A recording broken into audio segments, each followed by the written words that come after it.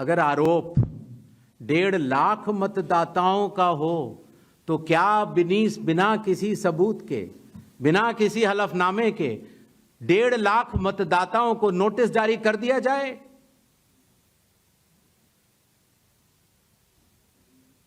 क्या यह न्याय संगत होगा?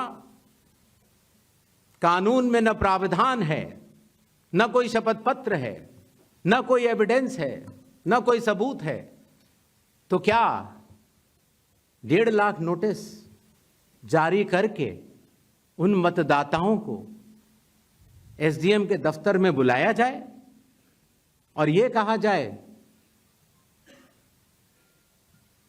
कि आप फर्जी हैं? क्या मतदाता चुनाव आयोग से यह नहीं पूछेगा कि आपके पास क्या सबूत है? आज भी आपके मीडिया में चल रहा है, जितने नाम लिए गए सब एक एक करके सामने आ रहे हैं। और अगर चुनाव आयोग ने उनको नोटिस दिया होता तो हमारी साख गिरती कि बढ़ती? किसी ने सवाल पूछा था तो मैंने सोचा बतलाता चलो। बिना किसी सबूत के किसी भी वैलिड मतदाता का नाम नहीं कटेगा। चुनाव आयोग हर मतदाता के साथ चट्टान की तरह खड़ा हुआ है। अगर कोई सोचता है कि एक पीपीटी देकर, जो कि चुनाव आयोग के आंकड़े नहीं हैं, चुनाव आयोग ने मतदाता सूची जरूर दी है, लेकिन पीपीटी में गलत तरीके से एनालाइज करना, गलत आंकड़े देना और यह कहना कि पोलिंग ऑफिसर ने कहा है कि इस महिला ने 2 बार वोट दिया है, इतने संगीन विषयों पर बिना हलफनामे के चुनाव आयोग को काम नहीं करना चाहिए। यह संविधान और कानून दोनों से विरुद्ध में होगा। और यह भी मैं आपको बतलाना चाहता हूं कि यह सवाल जो आया था ट्रस्ट, मैंने आपको पहले भी कहा था कि जहां तक मतदाताओं की बात है, हिंदुस्तान में 60% से ज्यादा वोटिंग होती है। जो दुनिया के बड़े बड़े जनतंत्र जिसके लिए सोच सकते हैं, दुनिया का सबसे बड़ा जनतंत्र है भारत। दुनिया का सबसे बड़ी मतदाता सूची हमारे पास है, लगभग 90 करोड़ से 100 करोड़ के बीच में। सबसे बड़ी मतदाता सूची, सबसे बड़े चुनाव कर्मियों की फौज, सबसे ज्यादा मतदान करने वाले लोगों की संख्या, और इन सब के समक्ष, सारे मीडिया के समक्ष ये कहना कि अगर मतदाता सूची में आपका नाम एक बार और है तो आपने 2 बार मतदान किया होगा और कानूनी अपराध किया होगा, और मेरे सारे मतदाताओं को अपराधी बनाना और चुनाव आयोग शांत रहे, संभव नहीं। हलफनामा देना होगा या देश से माफी मांगनी होगी, तीसरा विकल्प नहीं है। कानून के अनुसार अगर समय रहते मतदाता सूचियों में त्रुटियां साझा न की जाएं, मतदाता द्वारा अपना प्रत्याशी चुनने के 45 डेज के भीतर माननीय उच्च न्यायालय में चुनाव याचिका दायर न की जाए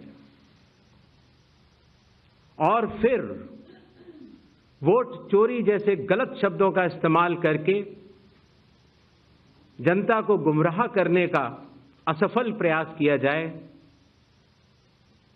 तो यह भारत के संविधान का अपमान नहीं तो और क्या है। जहां तक कि मशीन रीडेबल मतदाता सूची का सवाल है, माननीय सुप्रीम कोर्ट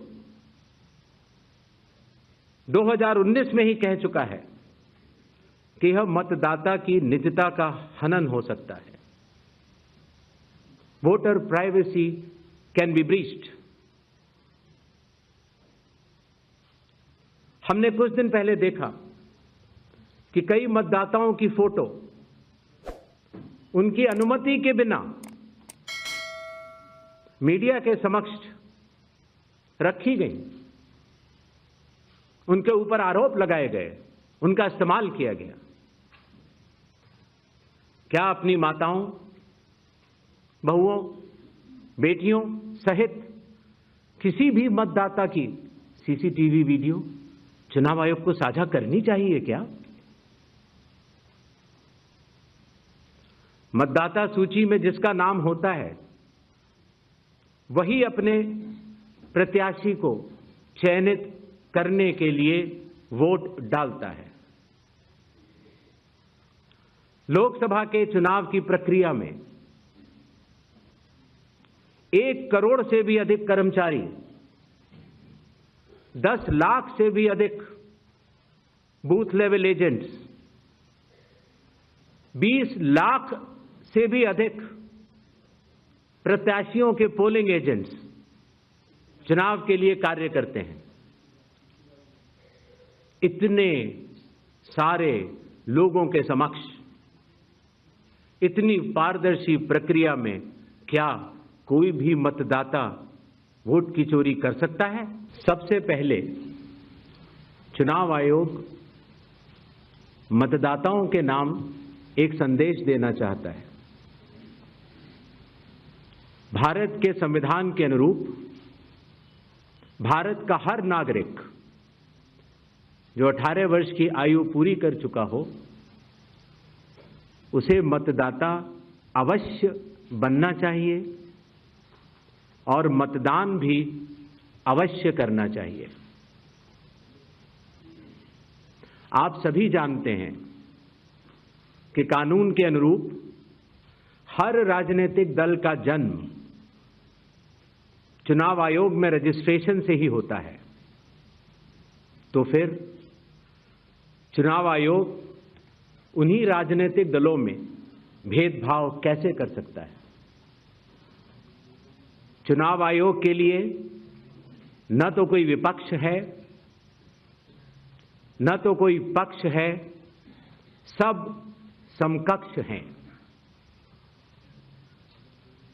चाहे किसी भी राजनीतिक दल का कोई भी हो, चुनाव आयोग अपने संवैधानिक कर्तव्य से पीछे नहीं हटेगा।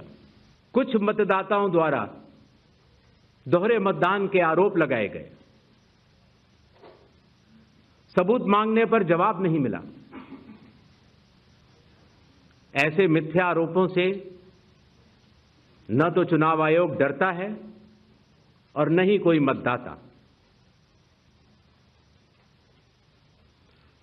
जब चुनाव आयोग के कंधे पर बंदूक रखकर भारत के मतदाताओं को निशाना बनाकर राजनीति की जा रही हो, तो आज चुनाव आयोग सबको स्पष्ट करना चाहता है कि चुनाव आयोग निडरता के साथ सभी गरीब, अमीर, बुजुर्ग, महिला, युवा सहित सभी वर्गों और सभी धर्मों के मतदाताओं के साथ बिना किसी भेदभाव के चट्टान की तरह खड़ा था, खड़ा है और खड़ा रहेगा। चुनाव आयोग जो कि एक एक मतदाता को ढूंढ कर उसका वोट डलवाता है।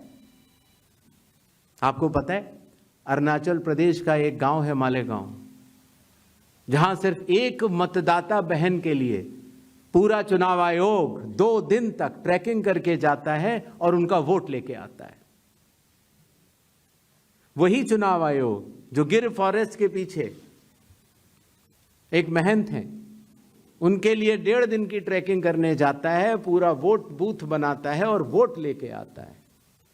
उस कर्मठता से, और आज से नहीं 75 सालों से, उस विरासत से, कर्मठता से कार्य करने वाले चुनाव आयोग के ऊपर अगर निराधार आरोप आप मतदाता सूची और मतदान को मिला के और जनता के सामने अगर ये कहें कि चोरी हो रही है, तो ये गलत बात है। जनता सब समझती है। किसी व्यक्ति के अगर 2 जगह वोट भी हों तो भी वो एक ही जगह वोट करने जाता है। 2 जगह वोट करना कानूनी अपराध है। और अगर कोई भी व्यक्ति ऐसा कहता है तो सबूत तो चाहिए। सबूत मांगा था, मिला नहीं। इसी तरीके से जिन लोगों के पास घर नहीं होता, आप लोग भाग्यवान हैं, कई लोगों के पास घर नहीं होता लेकिन उसका नाम भी मतदाता सूची में होता है। और उसका पता क्या दिया जाता है? उसका पता वो जगह दी जाती है जहां वो व्यक्ति रात को सोने आता है, कई बार सड़क के किनारे, कई बार पुल के नीचे, या कई बार लैंप पोस्ट के किनारे। और फिर अगर ये कहा जाए कि वो फर्जी मतदाता है, ये हमारे गरीब मतदाताओं, बहनों, भाइयों और बुजुर्गों के साथ एक बहुत बड़ा खिलवाड़ है। 0 नंबर। आपको पता है इस देश में करोड़ों लोगों के घरों के पते के आगे 0 नंबर है। क्यों? क्योंकि पंचायत, म्यूनिसिपैलिटी, जिस घर में वो रहते हैं उन्होंने उनका नंबर नहीं दिया। शहरों में अनऑथराइज्ड कॉलोनीज हैं जहां उनको नंबर नहीं है, तो वो अपने फॉर्म में क्या पता भरें? तो चुनाव आयोग के निर्देश कहते हैं अगर ऐसा कोई भी मतदाता इस देश में है, चुनाव आयोग उसके साथ खड़ा है और उसको नोशनल नंबर देगा। और चूंकि कंप्यूटर में जब उसको भरते हैं तो वो 0 दिखता है। इसका अर्थ ये नहीं है कि वो मतदाता नहीं है। मतदाता बनने की शर्तों में आपका पता इतना अनिवार्य नहीं है जितनी कि आपकी नागरिकता और आपके 18 वर्ष की आयु पूरा होना, और जितना कि आप उस बूथ के आजू बाजू में रहते हैं। इन अनिवार्यताओं के तहत ही आपका वोट बनता है।